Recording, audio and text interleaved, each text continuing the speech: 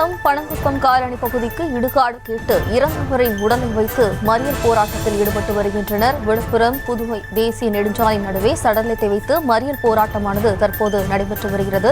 இது தொடர்பான கூடுதல் விவரங்களோடு நமது செய்தியாளர் தாமோதரன் இணைக்கிறார். வணக்கம் தாமோதரன், இடுகாடு கேட்டு சடலத்துடன் தற்போது மறியலில் ஈடுபட்டு வருகின்றனர். இதற்கான காரணம் என்ன விவரம்?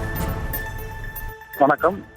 விழுப்புரம் மாவட்டம் கோலியனூர் ஒன்றியம் பனங்குப்பம் காலனி பகுதி. இந்த காலனி பகுதிக்கு சொந்தமான இடுகாடுகள் சுமார் 30 ஆண்டுகளுக்கு மேலாக இந்த பகுதிக்கு இடுகாடு இல்லை எனவும், இந்த பகுதியில் இறந்தவர்களின் உடலை அருகாமையில் உள்ள கோலியனூர் பகுதியிலேயே கொண்டு போய் அடக்கம் செய்வது இடுகாடு, சுடுகாடு மற்றும் இடுகாடுகளுக்கு வைப்பதாகவும், இந்நிலையில் தொடர்ந்து இந்த பகுதியில் இறந்தவர்களை கோலியனூருக்கு சென்று அடக்கம் செய்வதில் பல கட்ட சிரமங்கள் உள்ளதாகவும், எனவே தங்களது பகுதிக்கு இடுகாடு வேண்டும் என கேட்டு பனங்குப்பம் கிராம மக்கள் பல முறை விழுப்புரம் மாவட்ட ஆட்சியர் உள்ளிட்ட விழுப்புரம் சட்டமன்ற உறுப்பினர் உள்ளிட்ட பல்வேறு அதிகாரிகளுக்கு தொடர்ந்து மனு அளித்து வந்த நிலையிலும் தங்களது பகுதிக்கு இடுகாடு ஒதுக்கீடு செய்யப்படவில்லை எனவும், இடுகாடு இல்லாத காரணத்தால் தங்களது பகுதியில் இறக்கின்ற நபர்களை புதைப்பது மற்றும் எரிப்பதில் மிகுந்த சிரமத்திற்கு உள்ளாவதாகவும் இந்த பகுதி மக்கள் தெரிவிக்கின்றனர். இந்நிலையில் இன்று காலை இந்த பனங்குப்பம் கிராமத்தில் அந்த பகுதியில் வந்தவர் கருணாநிதி ஓய்வு பெற்ற ஆசிரியர் இவர் இன்று காலை உடல்நலக்குறைவு ஏற்பட்டு உயிரிழந்தார். இவரது உடலை அடக்கம் செய்வதற்கு இன்று இடமில்லை என கூறி அவர்கள் அந்த வழியாக விழுப்புரம் புதுவை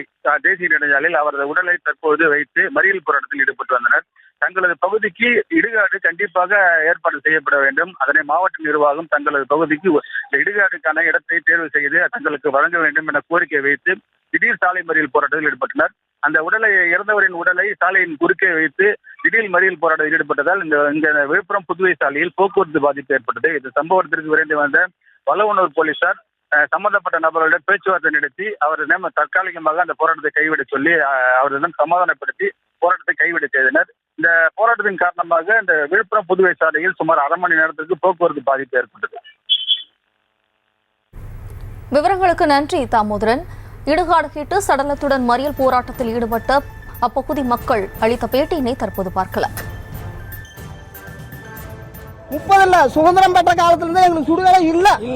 சுடுகாடை யார் ஆக்கிரமிப்பு பண்ணிக்கல ஒண்ணும் இல்ல. எங்களுக்கு சுடுகாடை கவர்மெண்ட்ல அளந்து எங்களுக்கு சுடுகாடு கொடுத்தாங்க. அந்த நிலத்து உரிமையாளர் போயிட்டு செய்திகளை உடனுக்குடனும் துல்லியமாகவும் தெரிந்து கொள்ள சப்ஸ்கிரைப் பண்ணுங்க.